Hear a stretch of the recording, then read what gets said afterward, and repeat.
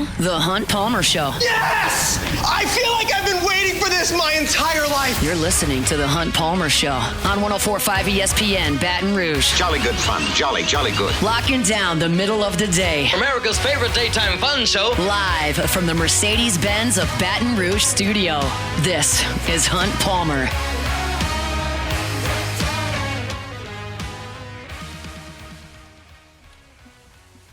Welcome in. Hunt Palmer coming to you from the Mercedes-Benz at Baton Rouge studio downtown in the capital city on this Tuesday. Hope your work week's off to a good start. Appreciate you hanging out with us here on 104.5 ESPN Baton Rouge. Our Tuesday usuals going to be with us today. Sharief, Ishaq in 15 minutes. The Saints are quite literally walking up to training camp right now. We'll talk to Sharief from the Saints facility, Glen West, in 30 minutes talking Tigers. Saints have new uniforms. We got to talk about it. I've got a feature going every single day on LouisianaSports.net about a specific position group for LSU. I talked about the guards this morning, and I'll do that this afternoon at 2 o'clock. Rhett Lashley says the SEC's top-heavy, not very deep. I'll comment. And Jimmy Graham has stepped away from football. We'll do all of that over the next 2 hours. Got Taylor Sharp and Kathy Spazzali back there on the ones and twos. Let's get it started the way we do every day with our Genesis opening drive. It's time for Hunt's Opening Drive, presented by Genesis of Baton Rouge.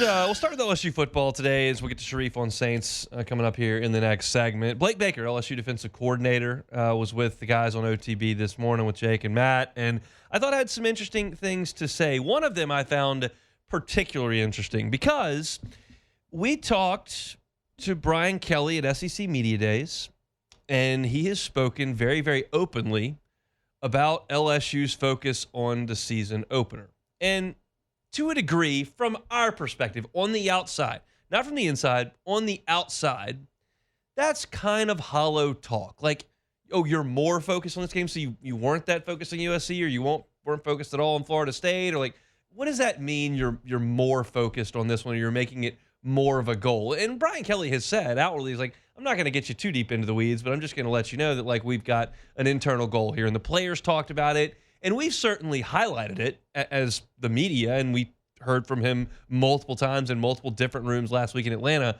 about it. But Blake Baker cracked the door a little bit this morning on just what it means that, hey, this is a little bit different as far as season opener. This is Blake Baker this morning on OTB.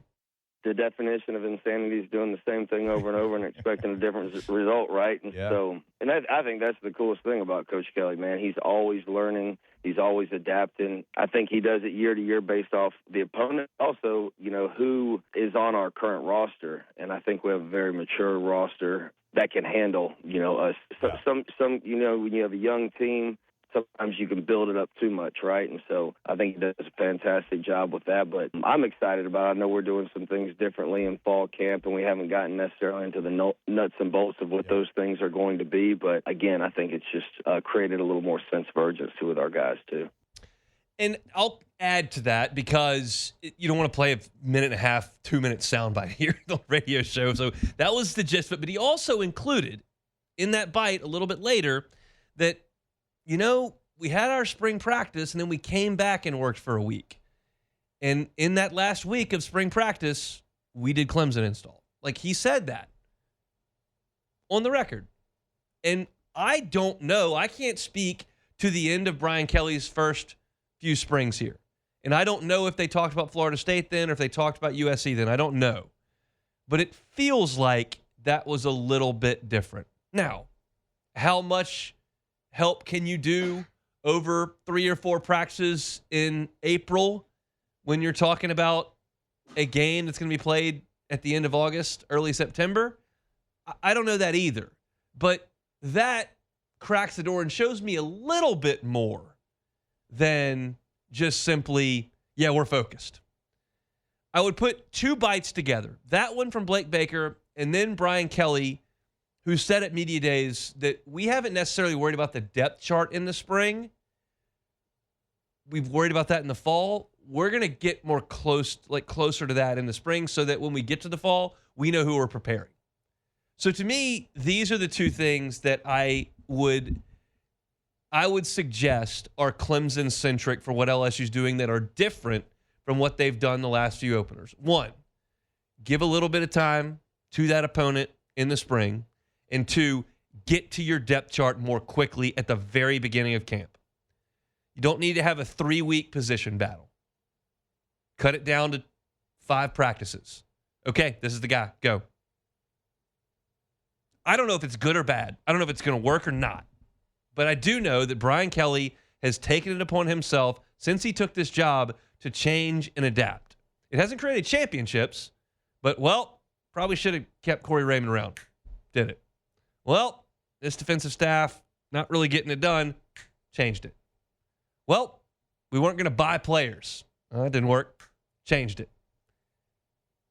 Now, you got to win games. You can't just change as the wind blows and say, oh, well, he's changing. That's good. You have to win games. But he's doing things differently. And I think that he should be applauded to an extent for that. Got to win games, though, as we said. Second part of this, Blake Baker talking on OTB. They got a lot of transfers coming in. They might start 6 or 7 transfers in this game against Clemson. They might. And that's a challenge for a defensive coordinator to come in and mesh all of those personalities together on a unit right out of the gate. And Blake Baker talked about the challenges that presents. I think it's probably spread out across the board like you just talked about when you've got a really, really good, strong group of upperclassmen mixed in with some younger classmen that have played some football as well. But those guys, they spend more time in the weight room and out on the field running 110s than they do, in practice, especially this time of year. So to see those guys in that leadership, getting out there for some team runs this summer and watching them, man, it's imperative. And the unselfishness, again, we have a lot of really good players, in my opinion, but they're all bought into one common goal. So that makes it we got a chance to have a special unit based off of those things. That all sounds very good. This is optimism season. We're still in July. That all sounds great, but it is a challenge to take that many transfers from that many different systems and get everybody on the same page. Because as we know on defense, 10 guys can do their job. If one fails, it can be a real bad situation. And you've got to get everybody on the same page. And right now, Blake Baker can't do much. He can recruit. He can run camps, but he can't be out there working with guys on the practice field. And that's what those player-led practices are for. That's what the strength and conditioning staff is for. And that's the part of the program that has to shine in June and July. And we talked to 3 players last week, and by all accounts, it is. So you take their word for it, and you hope that you see that at the end of August. Last one here, and this is a great question by Jake and Flynn. Like, what position group do you want to watch? Because Blake Baker's obviously coaching the linebackers, but he's got to have an eye on the entire defense as the coordinator, clearly. And so when I heard the question asked of Blake Baker, like, what position group are you going to be watching? I was like, well, he's going to watch the linebackers. Like, he's a linebackers coach. He's got position coaches that are doing the rest of that, and that's what I'm thinking as someone listening to the interview. But that's not where Blake Baker went, and he immediately went to one specific position group, and that's at safety. It's probably twofold. I think the safeties, especially with A.J. Halsey coming in, most of the guys we had through spring practice, so you have somewhat of an expectation of those guys going into the fall camp. And the defensive tackle position, same thing. We got some new guys that weren't here in the spring. When you look at Bernard and the 2 freshmen, Buddy Mathis and Brandon Brown. And really the young guys at linebacker. I'm really intrigued to see, what those 3 incoming freshmen do. Again, we had Charles Ross here. But overall, I'd say the safety position is probably what I'll be and most interested in. And seeing how those guys gel. I think you have to have such chemistry back there together. And we've been mixing and matching them this summer, and I think it'll be an intriguing position battle. As do I. And I don't have a great feel for it right now. But I think to the point that I made at the beginning where we're talking about trying to get to the depth chart as quickly as possible when you get into fall camp, I think that when you look at safety, like, you've got a lot of options. Jordan Gilbert is back, now healthy. Played with one shoulder last year. He's healthy. Okay? Well, you got Deshaun Spears and Joel Rogers and Javian Toviano back. So that's 3 guys who were on the team last year that didn't have a big impact. Whatever reason. Rogers and Spears are freshmen. Toviano still changing positions. Is he a corner? Is he a nickel? Is he a safety? They were moving around. None of those guys played a big role. Do they play a big role moving forward?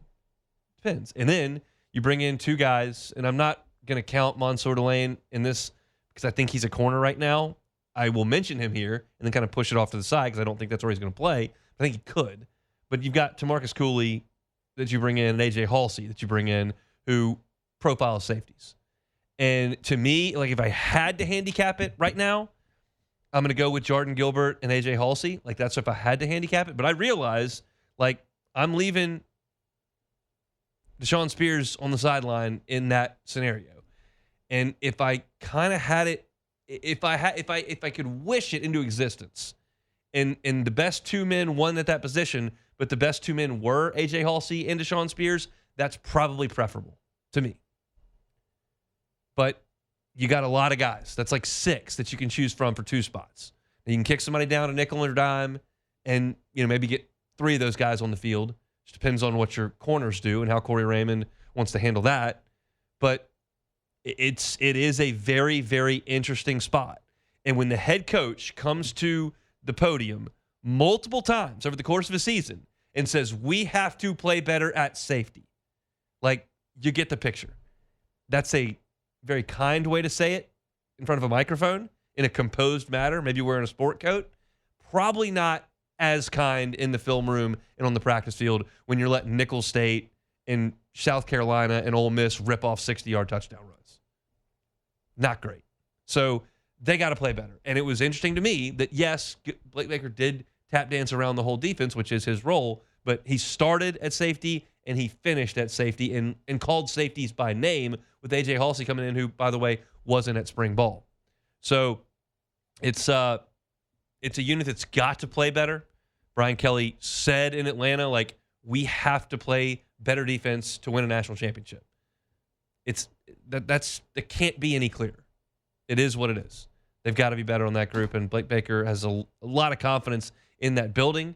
And I think there's a good amount of confidence in the LSU fan base that Blake Baker's team in that unit's going to take one more step forward this year. Hopefully it's a big one for the Tigers as they start with Clemson coming up in, I think, six weeks from right now. So Saints reporting to camp in Metairie. Sharief Ishaq is there. We'll talk to him coming up next.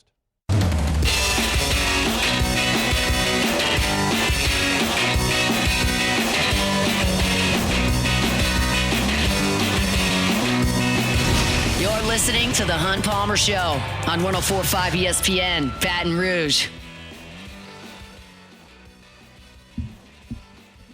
Saints reporting to camp. Seeing a lot of players rolling up. I got to question Cam Jordan's get up a little bit. Not that it's a bad look. He's got the windsuit going, which is a 90s kid I can absolutely respect.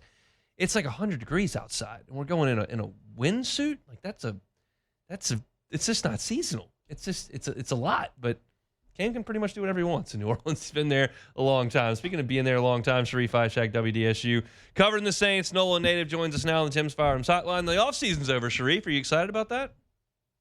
Yay. I can't wait. I don't know why I'm idiotically wearing a black suit today. I guess I'm just like Cam. I'm not even thinking. We're just doing whatever we can. Yeah, but you need to look nice on the camera. Cam's just walking from the car to the facility. I think he can pretty much go with some gym shorts and a T-shirt if he would like to. But yeah, a black suit, that's a lot, Sharief. You need to go with a nice summer suit today. Well, I'm all about black makes me look thinner, so I'm just going to keep wearing the thin colors, and it makes me sweat a lot. Got to get chiseled for the summer season, dude. All right, well, that's good to hear. I want to talk about Chris Olave and Rashid Shaheed. We know that both guys had their health issues last year. Both guys appear to be healthy. Do you anticipate big years for those two guys? I anticipate solid years from those guys, depending on who the quarterback's going to be, of course. But, yeah, if they stay healthy, I think that 1-2 punch with the help of Brandon Cooks, should elevate their game a little bit more. I thought that, they would have stayed healthy last year. Sharief, let me stop you, Sharief, because we got a little bit of a cell phone issue. I'll get Taylor to call you back. Just a little overmodulated there, and I'm just can't do 10 minutes with Sharief, just choppy like that. But I do think that there's reason for confidence in Olave and Shaheed, assuming they're on the field, and that is a hard thing to assume in this sport. But it's truthfully hard to assume for everyone in this sport. Now, those two guys are on the smaller side for high-end wide receivers. We know that the Saints have not gone out and gotten a big-bodied wide receiver. They haven't gotten a big-bodied pass catcher. They're relying on those two guys with quickness and speed. But they've both been really, really productive. So, Sharief, I think we've got you back now. I know they're not the biggest guys, but they have been really productive. So you can continue on. Like, are you feeling good about what they can do this year? Yeah, both are speedy guys, and with them finally being healthy, I do think they can have solid seasons. Like I said, depending on who the quarterback's going to be. Yeah. But even if it's Ishaq or Spencer Rattler, I do think they're going to have solid seasons. I think with having Brandon Cooks and that locker room to help them out, because they're almost the same type of players, and he can help shape them a little bit better in terms of route running and being able to put themselves in a good position to make bigger plays. So yeah, I anticipate solid seasons from the two guys. I really do. I mean, I'm not sure both can go over 1,000, but I think both can hover around that number if once again, if healthy, for a 17-game season. I liked both of them. I liked them the previous 2 seasons until all the injuries happened. I thought that they really give that offense that explosion that they need. You've talked to Olave over the last 2 years, certainly over the offseason. Like, how is he mentally about trying to come back from concussions, which can be pretty scary? Yeah, no, he says he feels good. He just, wanted to make sure during the offseason that he went to, the right doctors and made sure that, he checked out right. And, I do wonder, man, that first pass over the middle of the field when there's a defender there, how is he gonna be? How is he gonna take that? Is he gets hit over the middle, is he gonna be fine, or is he gonna be a little timid? Because those are serious injuries. Concussions are nasty.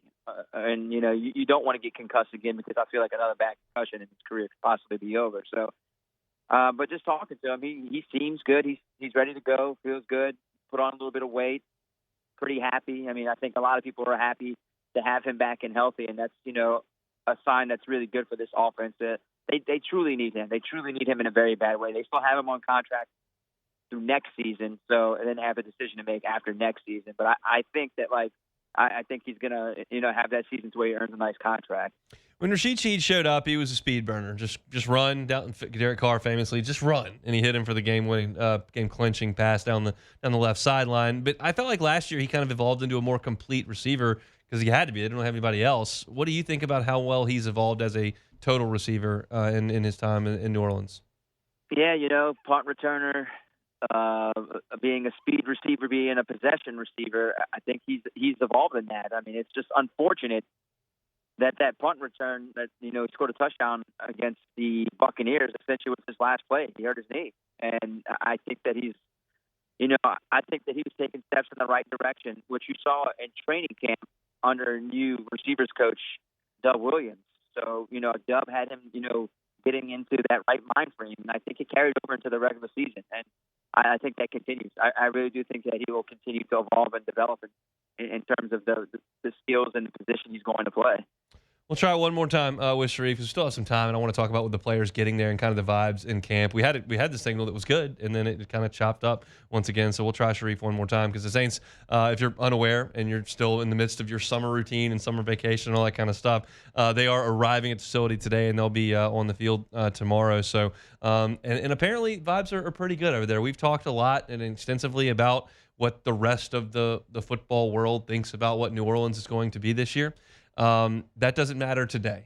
Today is about them getting back in the facility and really pushing off the dock in a new era with a new head coach and a new quarterback who is now under contract. So we'll try Sharief one more time here and kind of see what his vibe check is for today. How does it feel over there? We know that the rest of the football world isn't expecting much of the Saints, but that's probably not going to put a damper on today when everybody gets to the facility and gets ready to get to work.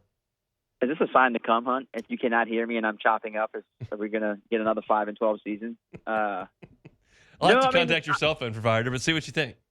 Yeah, I feel like every time I'm at the Saints facility doing these things, it chops up a little bit. But no, the vibe is good, man.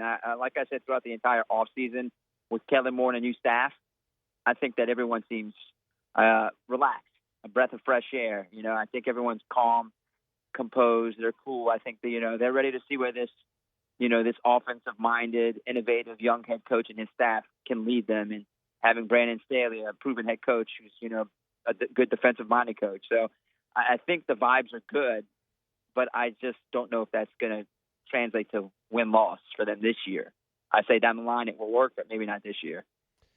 What do you expect to see different than what you've seen the entire time you've covered the Saints, because it was kind of a continuation from Peyton into Allen and kind of doing things very, very similarly. What do you expect to see different over the next couple of weeks in training camp?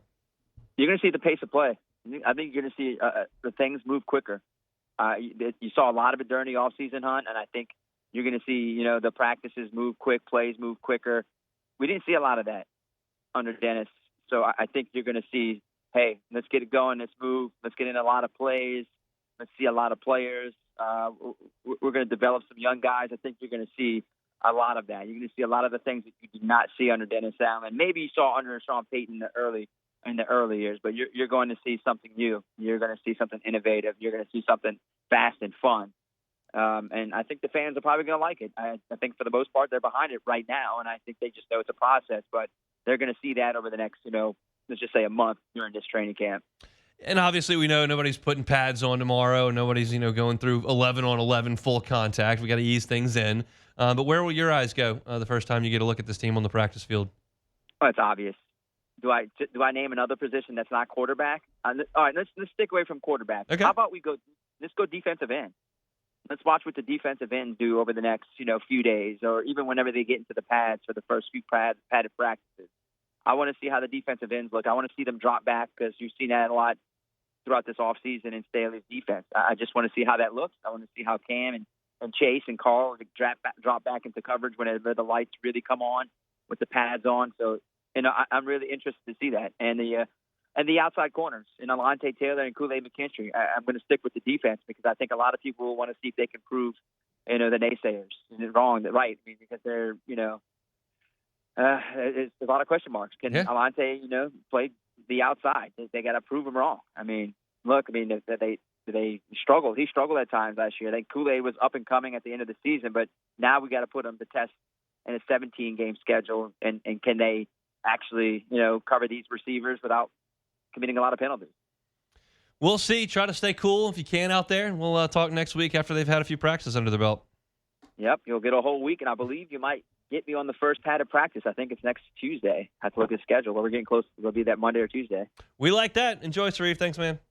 All right, Hunt. Sorry for the phone issues. All good. Sharief Ishaq, WDSU. I was a phone punchline on this radio station for a lot of time between 2011, 2013, 14-ish. It was just a big struggle trying to get that to work out. So sometimes it doesn't work out, but we were able to reconnect a couple of times, just check things down, get in a little connection, move the chains, and then continue on with the interviews. Appreciate Sharief making a little bit of time for us. And I think the point stands. Like today at Saints camp, tomorrow at Saints camp, it's just about positivity. It's about guys getting out there, moving around a little bit, having the fans opportunity to get out there at some point and check it all out. We'll get a little bit more deep into things after preseason games, and certainly when things get into games that actually count.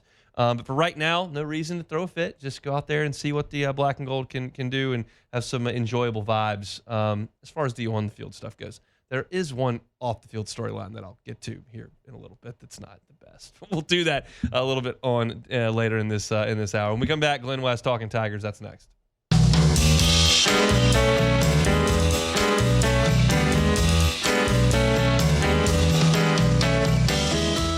This is the Hunt Palmer Show on 104.5 ESPN, Baton Rouge. Chugging right along here on this Tuesday.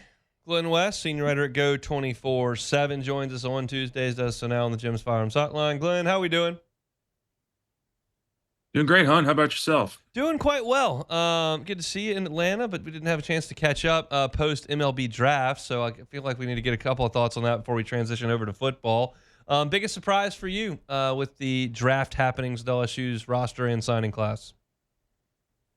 I think we had an idea that Ethan Fry was maybe going to go in the draft, and I just didn't think that he'd be, a third-round pick. And I actually learned from you that he signed for something like seven figures. I mean, I think probably that was maybe the big draft day surprise for me. Just being a third-round pick, so happy for that guy. Just all about the right things, and finally was healthy this year and able to help his hometown team, capture a second championship in 3 years. But I mean, I think we had an idea that was going to happen. I think really there weren't a whole ton of surprises with this draft. I think kind of maybe the surprises were maybe the guys that pulled their name from the draft early. Yeah. Omar Cerna and Reagan Ricken both deciding to not even entertain the draft as high school prospects and come to school. I thought that was two really big wins for LSU. But all the guys that got drafted, I think we all pretty much had an idea that they were probably going to get drafted and probably sign. You maybe lost one or two more high school players than you ideally wanted, but I still think LSU came out really, really smelling like roses in this draft and got some really key pieces back in the fold and some really talented freshmen in this on this roster as well. You surprised Stanfield didn't get drafted? Yeah, maybe a little bit. I think, of the three, I know we had talked about it going into the draft of Cowan, Fry, and Stanfield. I think maybe Stanfield was the one that you felt maybe maybe the best about going into the draft. And so I'm sure there was a number that he had that maybe teams just weren't willing to meet, and that's why he didn't get drafted. If he had a lower number, was willing to just sign, he probably would have been drafted. But this is a guy that's going to come back and be, your veteran leader, and a guy that I think has a ton of respect in that locker room. You could listen to the way that Jay Johnson spoke about him throughout the postseason.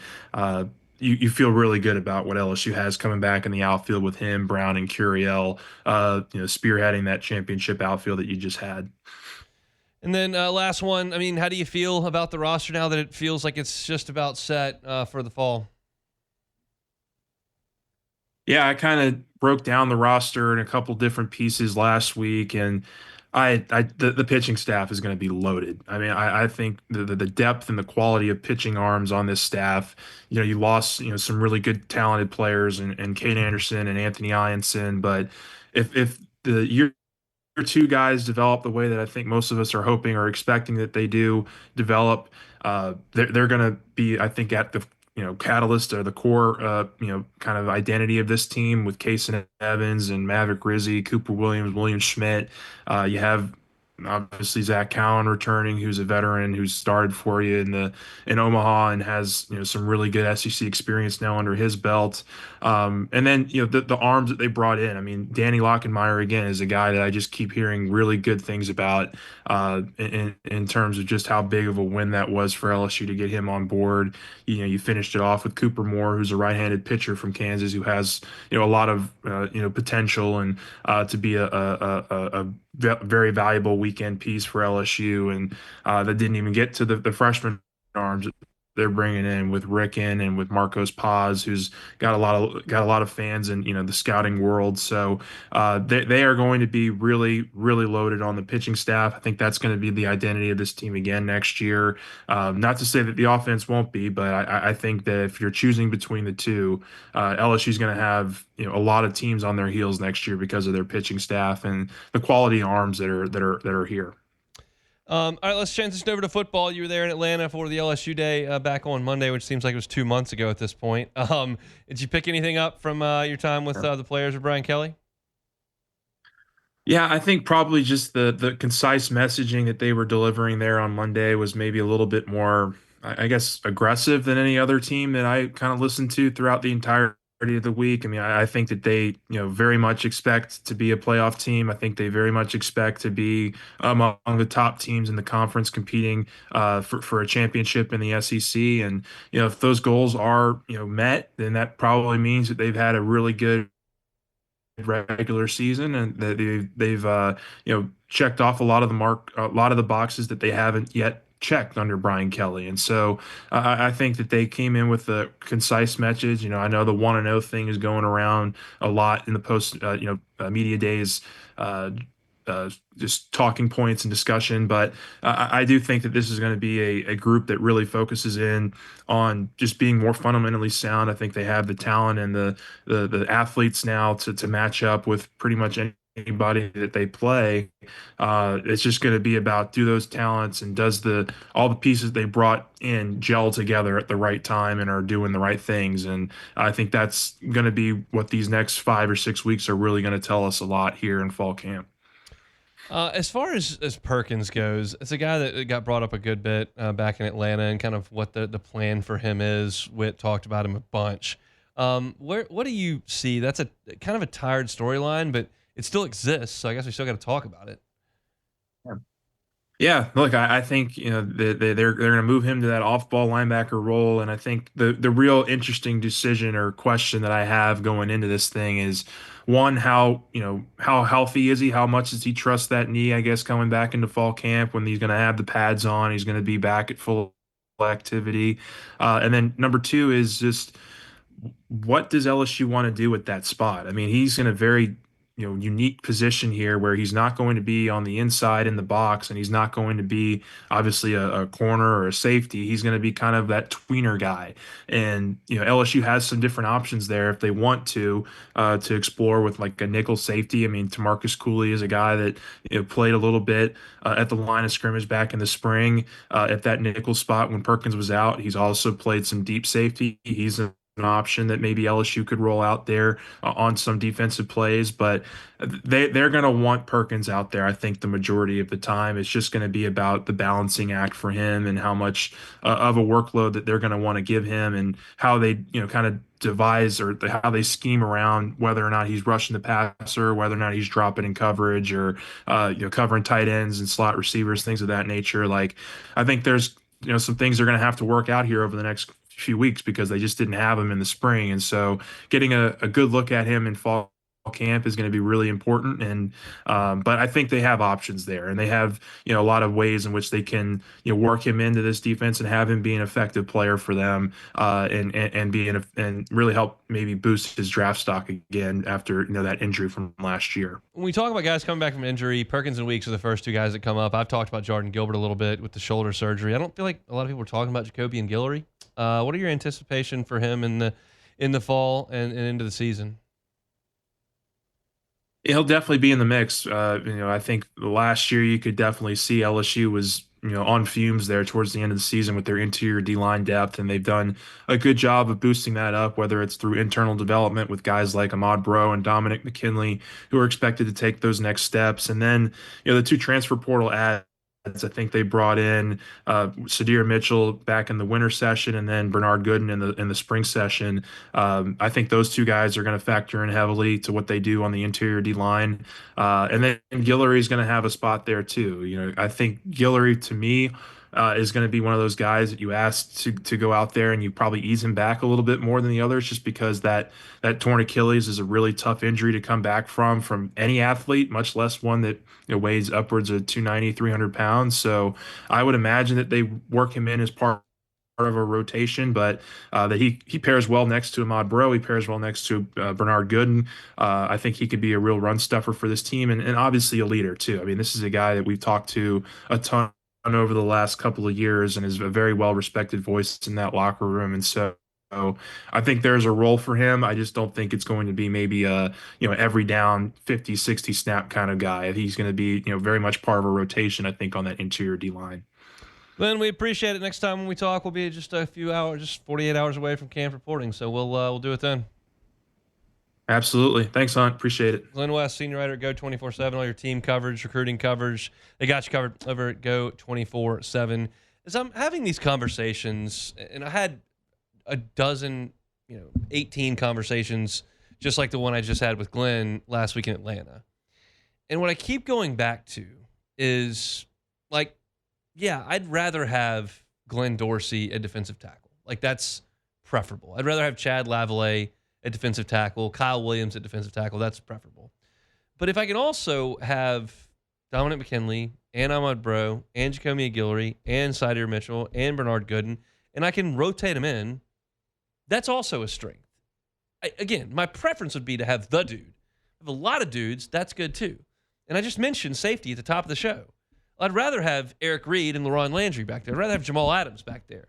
But if I've got my pick and I've got Jordan Gilbert and A.J. Halsey and Deshaun Spears and Joel Rogers and Tamarcus Cooley and, you've got a lot of options there. You either need to use the depth to your advantage to always stay fresh, or preferably take those 6 lottery tickets, 6 at defensive tackle and 6 at safety, and 2 of them hit, and they're second-team all-league players. That's good enough to win. And that's what I think the identity of this LSU team is. I'll probably flesh this out a little bit more like as we get into camp, but like that's just where my brain is going when I talk about this team. Because there are very few positions on the field that I look at and go, they just don't have enough guys there. Like they're really counting on that dude. And if that dude doesn't do it, I don't know what they're going to do. Like, maybe running back. Like, do you want Caleb Jackson and Harlan Berry to be your main two guys? Like, you're putting a lot on Caden Durham there. But outside of that, like, you have options pretty much everywhere. You have a billion options at receiver. You've got multiple options at tight end. I just went through the defensive line. You know you've got a ton of edge rushers. Maybe linebacker, you're not quite as deep because you've got 3 true freshmen. But, like, they've just got a lot of people. And when you have that much depth, 1, you can withstand injuries, but 2, you can withstand some non-performers that you just bring the next guy up and hope he is a performer. It's, I'd rather the superstar team, but there's something to be said for a team that's just got a ton of depth too, especially in the transfer portal era where not a lot of teams have it because their depth leaves.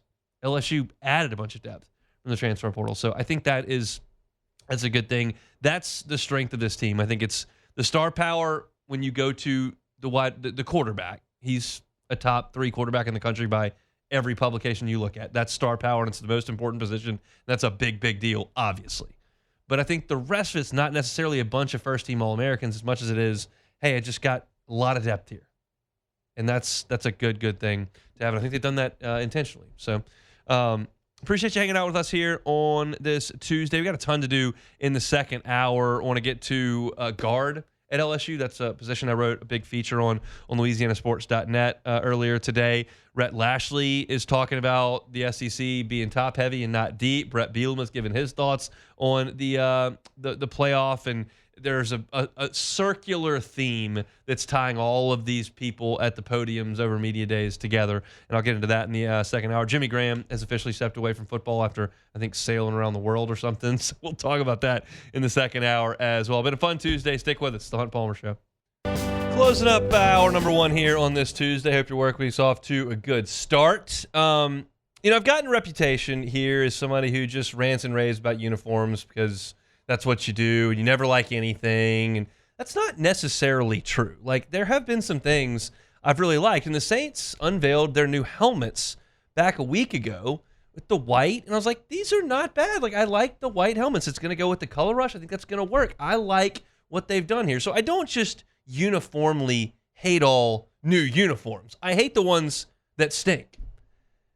And today, the Saints threw out an alternate uniform. And they stink.